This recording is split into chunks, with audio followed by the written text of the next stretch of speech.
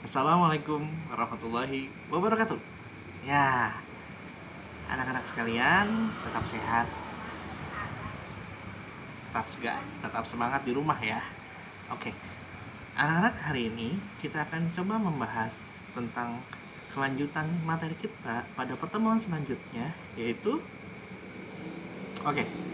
Nah, dengan pembelajaran kita hari ini, tujuannya adalah setelah pembelajaran ini kalian bisa mendeskripsikan dan menyajikan informasi tentang lembaga keuangan berupa bank dan alat pembayarannya. Oke. Nah, untuk melanjutkan pematerian kemarin, kita sudah membahas tentang kemarin kita sudah bahas tentang uang nih.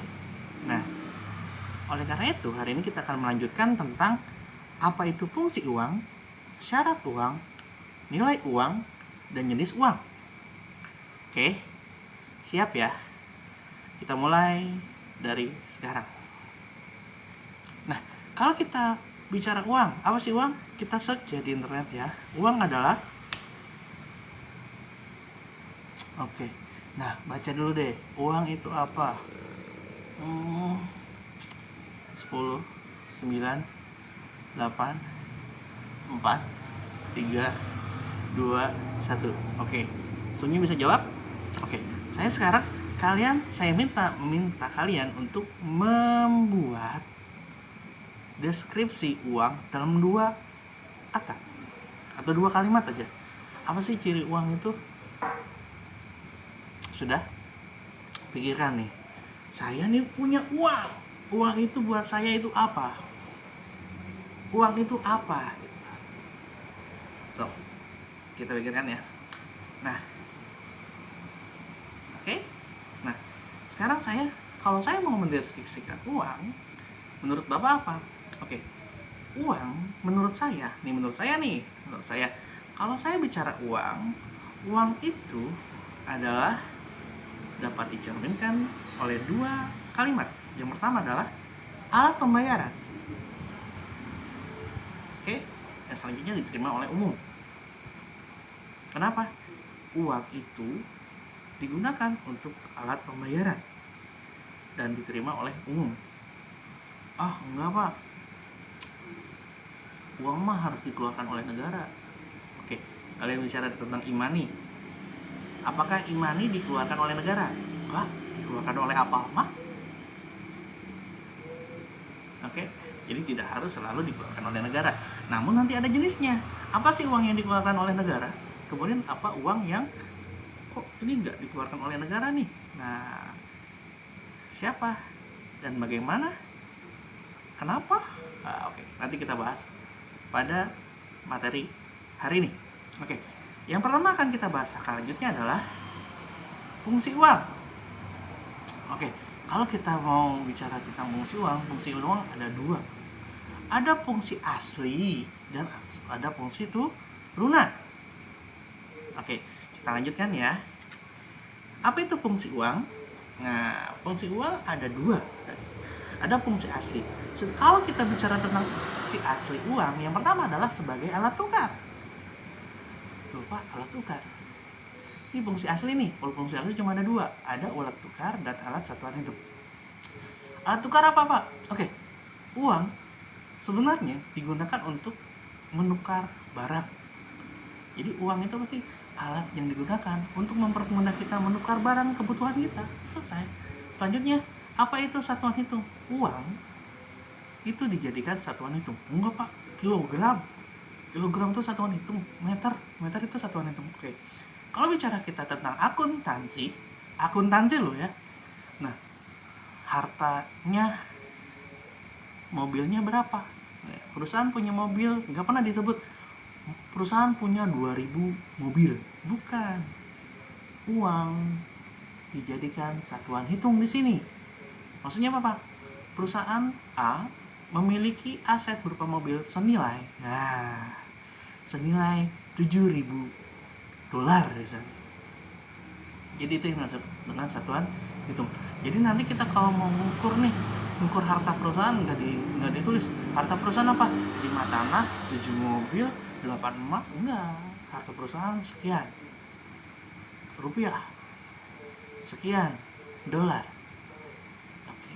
Nah, itu tadi tentang fungsi asli uang, yaitu fungsi primer, yaitu alat tukar umum. Selanjutnya adalah satuan hitung. Nah, ada fungsi asli uang, ada fungsi asli nih, ada fungsi turunan. Fungsi turunan apa? Oke, kalau kita bicara fungsi turunan, nah uang itu selain sebagai alat tukar, selain sebagai alat tukar, itu sebagai apa lagi? Yang pertama adalah sebagai alat pembayaran. Uang dijadikan untuk membayar sesuatu. Selanjutnya sebagai pembayaran utang. Jadi saya bisa nih, saya kemarin utangnya itu utang apa ya? Kemarin saya itu utangnya utang 5 genteng gitu. Nah 5 genteng waktu itu harganya 5.000 gitu. Nah kemudian berpuluh-puluh tahun kemudian saya mau bayar, gentengnya nggak ada. Nah saya bisa pakai uang 5.000 misalnya. Udah nggak ada genteng nih, oh yaudah kita ganti uangnya aja. Selanjutnya sebagai pembayaran utang, udah tadi. Selanjutnya sebagai penimbun kekayaan. Penimbun kekayaan itu artinya apa? Nah, uang itu bisa tidak kita gunakan hari ini, tapi kita gunakan nanti. Nah, ketika kita gunakan nanti, bertambah dan uangnya itu disebut, kegiatan seperti itu disebut menimbun kekayaan. Selanjutnya sebagai alat pembentuk modal atau transfer value. Artinya saya bisa memberikan orang modal, saya bisa menambah modal dengan cara mengukur, menambah, memindahkan dalam bentuk uang. Selanjutnya sebagai ukuran harga atau mengukur nilai. Ini berapa nih? Mobil berapa mobil? Ini mobil mahal nih, mobil murah. Mobil mahal kenapa? Harganya lebih dari 1 miliar. Mobil murah kenapa? Kurang dari 100 jutaan. Oke, itu fungsi uang. Sampai sini ada pertanyaan? Oke, tadi fungsi asli uang ada 2. Ada fungsi asli dan fungsi turunan. Fungsi asli adalah sebagai 1, alat tukar. 2, sebagai satuan hitung. Sisanya disebut fungsi turunan. Kita lanjut ke sub materi selanjutnya. Oke. Uang itu ada syaratnya. Bagaimana sebuah barang bisa dikatakan atau bisa menjadi sebuah uang? Yang pertama, harus digemari atau diterima secara umum. Benda yang dijadikan uang harus diterima secara umum. Makanya dulu kita bicara tentang, kemarin sejarah uang ya. Kemarin kita bicara uang itu yang bisa dijadikan uang itu 1, emas. Kenapa emas? Semua orang suka emas. Emas langka. Gitu kan ya? Semua wanita suka emas. Di satu tempat dan tempat lain ketika kita bawa emas nilainya hampir sama. Itu yang dimaksud dengan digemari atau diterima oleh umum. Selanjutnya mudah disimpan dan tahan lama di sini. Maksudnya apa? Kenapa sayur nggak bisa dijadikan uang? Saya simpan nih uang. Saya simpan sayur. Sayur apa sih? Yang mahal banget itu sayur apa? Jengkol gitu. Kalau saya simpan jengkol hari ini, kemudian saya simpan 7 bulan lagi udah nggak jadi jengkol, jadinya pupuk. Oke, paham ya? Oke, yang selanjutnya dapat dibagi. Jadi nanti ketika dibagi nilainya tidak berkurang. Oke. Selanjutnya mempunyai nilai yang stabil atau tetap. Jadi nilainya cenderung tidak turun. Kan saya misalnya saya hari ini punya misalnya apa ya? Misalnya beras lah. Ketika panen banyak, tiba-tiba harganya turun gitu. Makanya tanaman itu susah dijadikan uang.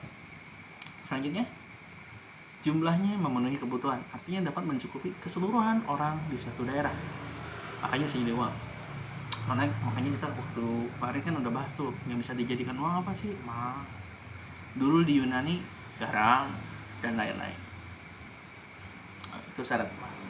Syarat uang. Oke, lanjut.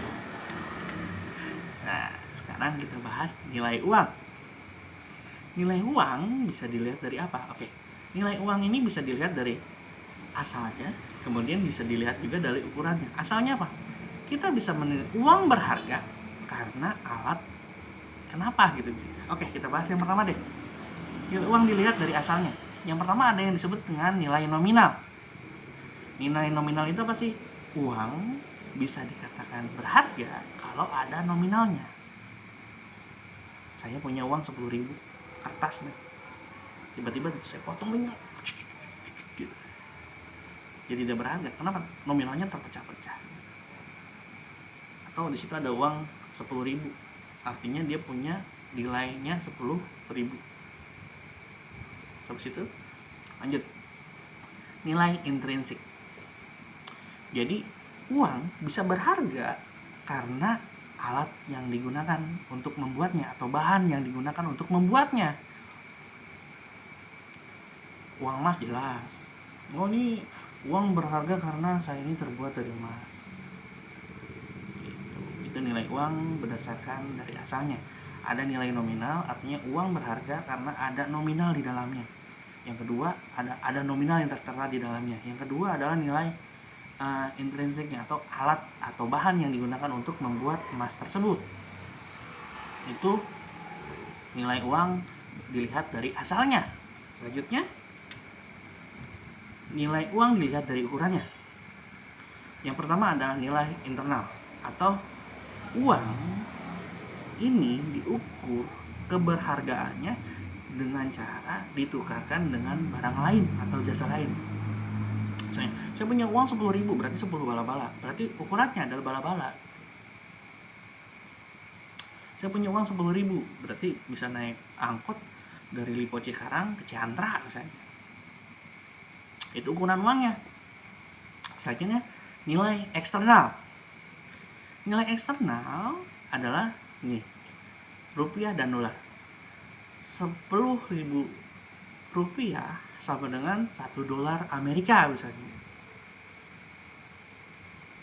1 dolar Singapura misalnya sama dengan 7.000 rupiah misalnya. Jadi dibandingkan dengan mata uang lain. Jadi kalau nilai intrinsik di satu negara saya mau beli, misalnya saya mau beli remote. Remote gitu ya. Nah, saya ini beli remote 20.000, berarti uang 20.000 seharga satu remote. Oke. Nah, selanjutnya kalau saya bicara tentang nilai eksternal, berarti bagaimana uang Indonesia dibandingkan dengan uang di dolar, dengan Amerika dan Malaysia, dan kemudian yuannya Cina. Oke, bisa lanjut ya. Itu nilai uang. Nah, selanjutnya kita masuk ke jenis uang. Jenis uang itu jenisnya macam-macam, dilihat dari karakternya. Oke, yang pertama berdasarkan nilainya. Nah, tadi kita udah belajar tentang nilai uang kan. Nah, nilai uang bisa bernilai karena A, karena punya nominal. B, karena punya atau punya nilai bahannya mahal, makanya uang berharga. Terus ada nilai internal, uang dibandingkan dengan barang. Nilai eksternal, uang dibandingkan dengan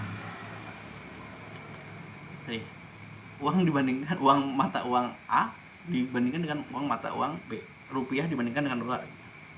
Oke, berdasarkan nilainya ada yang disebut dengan uang bernilai penuh atau full body money. Uangnya penuh, artinya apa?